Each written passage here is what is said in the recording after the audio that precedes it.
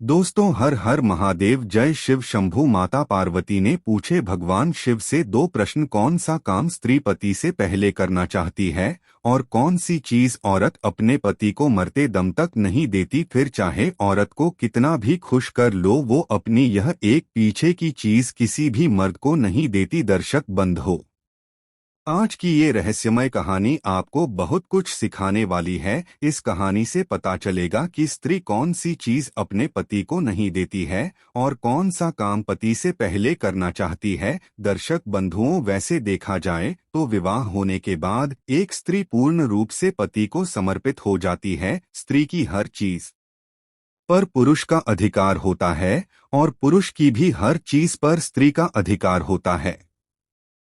स्वेच्छा से एक महिला अपने पति को खुश रखने के लिए हर वो चीज उसे सौंप देती है जिसमें पति की खुशी होती है। दोस्तों, पर ऐसी क्या चीज है जो स्त्री मरते दम तक अपने पति को नहीं देती? ऐसा कौन सा काम है जो पति से पहले करना चाहती है? मित्रों, यह प्रश्न सुनने में थोड़ा अजीब जरूर लगता होगा, पर यह प्रश्न हमारे धर्म ग्रंथों और रीति रिवाजों से पृथक नहीं है। इसलिए इसका उत्तर लगभग सभी जानते होंगे कि कौन सी चीज है जो पुरुष जीते जी अपनी पत्नी को दे सकता है पर स्त्री जीते जी अपने पति को नहीं दे सकती। तो आइए सुनते हैं इस कहानी के माध्यम से। दोस्तों, सबसे पहले सच्चे दिल से कमेंट बॉक्स में लिख दें हर हर महादेव और भगवान शिव के लिए एक लायक जरूर करें। भगवान को लायक करने में कंजूसी न करें। मित्रों, बात कुछ पुरानी है। एक बार कैलाश पर भगवान शिव और माता पार्वती चौसर का खेल खेल रहे थे। खेल ही खेल में उनके बीच वार्तालाप हो रहा था। माता पार्वती ने सोचा कि क्यों ना भोलेनाथ से कुछ ज्ञान भी अर्जित कर लिया जाए। यही सोचकर माता पार्वती ने उनसे बीच बीच में प्रश्न करती जाती थी, जिनका जवाब भगवान महादेव बड़े ही सुंदर ढंग से देते थे। प्रश्न करते करते माता पार्वती ने एक ऐसा प्रश्न पूछ लिया जो बड़ा ही रहस्यपूर्ण था।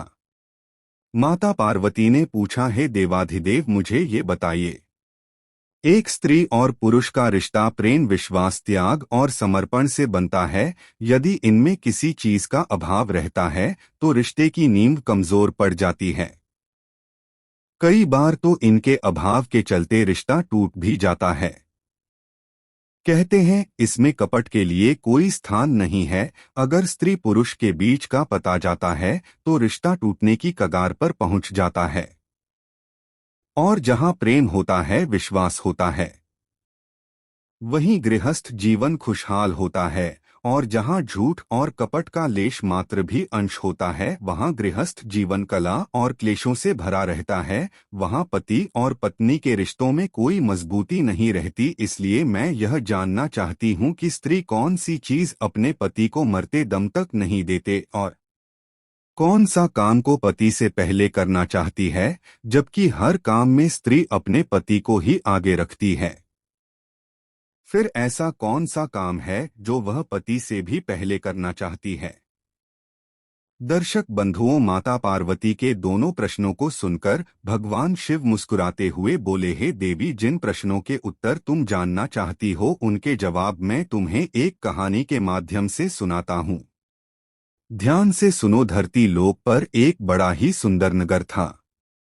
उसी नगर के राजा के बेटे का विवाह होने वाला था। राजा के महल को, नगर की गलियों को फूलों से, रंगों से सजाया जा रहा था। उधर राजकुमार का विवाह कन्या से होने वाला था। वह बहुत ही रूपवान थी। राजकुमार अपने कक्ष में पड़ा हुआ राजकुमारी के बारे में सोच रहा था। सोचते सोचते अचानक से उसके मन में राजकुमारी से मिलने की इच्छा जागृत हो उठे। वह उसी क्षण राजकुमारी के पास जाना चाहता था। उसने एक योजना बनाई और सबसे छुपते छुपाते महल से निकल चला। अस्तबल से घोड़ा लिया और घोड़े पर सवार होकर राजकुमारी से मिलने के लिए चल दिया। चलते चलते जब वो एक जंगल के रास्ते से गुजरा तो वहां उसे बहुत जोर की प्यास लगने लगी। अब तो राजकुमार पानी की तलाश में इधर उधर भटकने लगा। कहीं कोई जलाशय दिखाई नहीं दे रहा था। यदि कहीं कोई नदी या तालाब मिल भी जाता तो उसमें पानी नजर नहीं आता है। इस प्रकार प्यास से व्याकुल होकर राजकुमार एक झोपड़ी के पास पहुंचा। वहीं पास में ही एक कुआं दिखाई पड़ा। गोवा को देखकर उसे कुछ उम्मीद जागी, शायद स्कूल में पानी हो। राजकुमार ने कुएं में झांककर देखा तो सचमुच कुएं में पानी भरा था। पानी को देखकर उसकी प्यास और भी तीव्र हो उठे। अब तो उसने बिना देर किए कुएं से जल निकाला और पानी पीने लगा। जब उसने पेट भर के जल पी लिया तभी क्या देखता है कि उस झोपड़ी से एक बुढ़िया निकलकर आती है। वह बुढ़िया उस राजकुमार को कहने लगे, मुसाफिर, कहीं तुमने इस कुएं का जल तो नहीं पी लिया? यदि तुमने स्कूल का जल पिया है तब तो तुमने बहुत बड़ी भूल कर दी है। यह कुआं एक रस्सी के द्वारा शापित है। इस कुएं का जल पीने वाला मनुष्य नरभक्षी बन जाता है। आज से तुम भी हर रोज रात होते ही नरभक्षी बन जाओगे। उस समय तुम्हारे पास जो मनुष्य आएगा तुम उसका भक्षण कर लोगे। उस समय तो यह नहीं सोचोगे कि यह मेरी माता है, यह मेरे पिता है, यह मेरी पत्नी है, यह मेरे भाई हैं या ये मेरी बहन है। उस समय तुम्हारे निकट दिखाई देने वाला मनुष्य या पशु सिर्फ तुम्हारा भोजन होगा। दर्शक बंधु, उस बुढ़िया के मुख से शराब की बात सुनकर राजकुमार बड़ा दुखी होने लगा। कहने लगा, माताश्री, तब तो मैंने इस कुएं का जल पीकर घोर अनर्थ कर डाला है। ऐसे तो मैं ना जाने कितने मनुष्यों को हर रोज अपना आहार बना होगा, जिसमें मेरे अपने भी शामिल हो सकते हैं। मित्रों, राजकुमार विनती करके बोला, एमाई, क्या इस श्राप से मुक्त होने का कोई उपाय नहीं है? यदि नहीं है तो मैं अपने आप को ही खत्म कर लूंगा, जिससे मैं किसी दूसरे को मारकर अपना भोजन बना हुआ।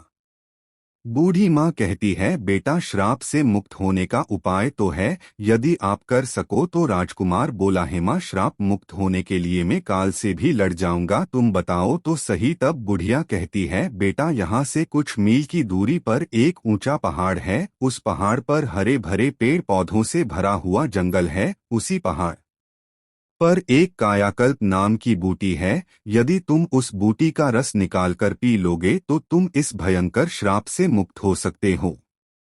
लेकिन इतना ध्यान रखना, रात होने पर तुम किसी एकांत स्थान पर जाकर छुप जाना। यदि आप कहीं मनुष्यों की बस्ती में ठहर गए तो ना जाने कितने निर्दोष मनुष्य तुम्हारा आहार बन जाएंगे। मित्रों, राजकुमार ने कहा, ठीक है, मैं इस बात को भली भांति ध्यान रखूंगा। इतना कहकर राजकुमार उस कायाकल्प औषधि को ढूंढने के लिए चल दिया। इधर माता पार्वती और भगवान शिव इस दृश्य को देख रहे थे। पार्वती जी कहने लगे, प्रभु, कुछ समझ में नहीं आ रहा है कि आप मेरे प्रश्न का उत्तर किस प्रकार देना चाहते हैं। भगवान शिव भोले, देवी धैर्य रखें, आपको आपके प्रश्नों के जवाब इसी कहानी से मिलने वाले हैं। आप बस इस कहानी को ध्यान से सुनते जाइए। दर्शक हो, उधर वो लड़का राजकुमार बड़ा चिंतित होता हुआ उस पर्वत की ओर बढ़ता जा रहा था। औषधि वाला पर्वत वहां से काफी दूर था। इधर अंधेरा भी हो चला था। राजकुमार ने सोचा कि अब आगे का रास्ता मैं सुबह सूर्य निकलने के बाद तय करूंगा। पहले मैं किसी निर्जन स्थान पर जाकर रात गुजार लेता हूं। यदि मैं नरभक्षी बन गया तो मेरे द्वारा निर्दोष लोगों की जान चली जाएगी। मित्रों, राजकुमार और राजकुमारी से मिलने का विचार तो त्याग ही चुका था, क्योंकि वह जानता था कि इस दशा में राजकुमारी से मिलना भी उसके लिए हितकर नहीं है। वो राजकुमार गांव व नगरों को बचाता हुआ जंगल की ओर चला गया, जहां किसी मनुष्य के आने जाने का मार्ग नहीं था। उसने अपने आप को एक पर्वत की गुफा में बंद कर लिया। इधर काफी रात हो चली थी। वो राजकुमार नरभक्षी के रूप में परिवर्तित होने ही वाला था। बंद हो राजकुमार ने जिस गुफा में अपने आप को छुपाया था, उसी गुफा में एक बड़ा ही खूंखार भेड़िया रहता था। वह भेड़िया आए दिन लोगों की जान लेता रहता था। चारों तरफ लोगों के मन में उस भेड़िए को देखकर दहशत बनी हुई थी। इधर क्या हुआ, जब वो राजकुमार गुफा के अंदर पहुंचा तो उसे खूंखार भेड़िया गुफा के अंदर बैठा मिला। उस भेड़िया ने राजकुमार को देखा तो मन में बड़ा खुश हुआ कि आज तो घर बैठे ही भोजन चलकर आ गया। भेड़िया गुर्राता हुआ उस राजकुमार की ओर झपटता है, वो से खाने ही वाला था कि इतने में राजकुमार पर श्राप का असर होने लगा। पल भर में ही वह मनुष्य से नरभक्षी पिशाच के रूप में बदल गया। भेड़िया ने देखा कि यह तो कोई मुझसे भी अधिक खूंखार जानवर है। वो एकदम से डर गया और अपने आप को छुपाने के लिए जगह ढूंढने लगा। नरभक्षी राजकुमार भी भेड़िया को देखकर उसके ऊपर टूट पड़ा और थोड़ी ही देर में वह भेड़िए को मारकर खा जाता है। दर्शक बंद हो, इस प्रकार राजकुमार ने नरभक्षी के रूप में रात उस गुफा में बताई और सुबह होते ही वो अपने रूप में आ गया। राजकुमार गुफा से निकलकर आगे की राह तय करने लगा। तभी कुछ गांव के लोगों ने देखा कि यह नवयुवक तो उस दिशा से आ रहा है जिधर वो आदमखोर भेड़िया रहता है। लोगों को उसे जीवित देखकर बड़ा आश्चर्य हुआ। सब लोग पूछने लगे, अरे भैया तुम कौन हो और इधर कहाँ से आ रहे हो? इधर तो एक बड़ा ही खूंखार भेड़िया रहता है जो लोगों को मारकर खा जाता है, तुम भला जीवित कैसे बचाएं? तब राजकुमार ने बताया, अरे भाई मुझे किस बात का भय लगता, जिस भेड़िया की आप बात कर रहे हो वो तो उस गुफा के द्वार पर मरा पड़ा है, मैंने उसे मार डाला। राज को बार की बात सुनकर गांव वालों को बड़ा आश्चर्य हुआ। वे सब इस बात की पड़ताल करने के लिए गुफा के पास गए तो देखा सचमुच वह भेड़िया मरा पड़ा था। यह देखकर लोगों के मन में भेड़िया को लेकर जो दहशत थी वह खत्म हो गई और पूरे राज्य में इस बात की खबर फैल गई कि एक सामान्य पुरुष ने उस भेड़िए को मार डाला है। जब यह बात वहां के राजा को पता चली तो वो राजा उस राजकुमार को मिलने के लिए अपने महल में बुलाता है और कहता है, हे वीर युवक, तुमने उस भेड़िया को मारकर हमारी प्रजा को निभाई कर दिया है। मैं तुम्हारी वीरता और साहस का कायल हो गया हो। तुमने मुझे बहुत बड़ी प्रसन्नता दी है। इस खुशी में मैं तुम्हें एक उड़न खटोला भेंट करता हूँ, तुम्हें पल भर में यहाँ से वहाँ पहुँचा सकता है। दर्शक बंद हुआ। राजा से उड़न खटोला पाकर राजकुमार भी बड़ा खुश होता है। सोचने लगा, यह तो बड़ा अच्छा हुआ, अब मैं इसी उड़न खटोले पर बैठकर उस पर्वत पर आसानी से पहुंच जाऊंगा। मित्रों, राजकुमार ने वैसा ही किया। वो उस जादुई उड़न खटोले पर सवार हुआ और उस पर्वत पर जा पहुंचा। उसने देखा कि वहां कायाकल्प नाम की अनेक मूर्तियां चमक रहा ही थी जो बार बार अपना रूप बदल रही थी। बूढ़ी माँ ने उसे पहले ही बता दिया था कि जो बूटी अपना रंग रूप बदलती दिखाई दे उसी का रस निकालकर पी लेना। राजकुमार ने बिना समय गवाए कायाकल्प बूटी का रस निकालकर पी लिया, क्योंकि इधर शाम होने वाली थी। राजकुमार अब निरोग हो चुका था। राजकुमार ने क्या किया, वह उस उड़न खटोले पर बैठकर अपनी राजकुमारी के नगर को चला आया। वहां पहुंचकर वह अपनी राजकुमारी से मिलता है। राजकुमारी भी राजकुमार से मिलकर बड़ा प्रसन्न होती है। इधर राजकुमार ने अपने नगर में खबर भिजवा दी कि आप बारात लेकर आई, मैं अपनी ससुराल पहुंच चुका है। इधर राजकुमार की बारात आती है और अगले दिन उसका राजकुमारी के साथ बड़ी धूमधाम के साथ विवाह हो जाता है और वे अपने नगर को लौट आते हैं। मित्रों, दोनों बड़े आनंद के साथ रहने लगे। कुछ दिनों बाद राजकुमार के घर में एक पुत्र का जन्म होता है। पुत्र की खुशी में राज परिवार में जश्न मनाया गया, प्रजा में मिठाइयाँ बांटी गई। इधर माता पार्वती ने भगवान शिव से पूछा, प्रभु आपकी लीला मेरे समझ में नहीं आई। एक प्रश्न का उत्तर बताने के लिए आपने मुझे एक राजकुमार की पूरी कहानी सुना दी, लेकिन उत्तर अभी तक नहीं मिला। तब भगवान शिव बोले, देवी आप बहुत ही जल्द तुम्हारे प्रश्न का उत्तर मिलने वाला है। फिर क्या हुआ, एक दिन उस राजकुमार के राज्य पर शत्रु देश ने चढ़ाई कर दी। राजकुमार अपने दुश्मनों से लड़ने के लिए युद्ध में जाता है।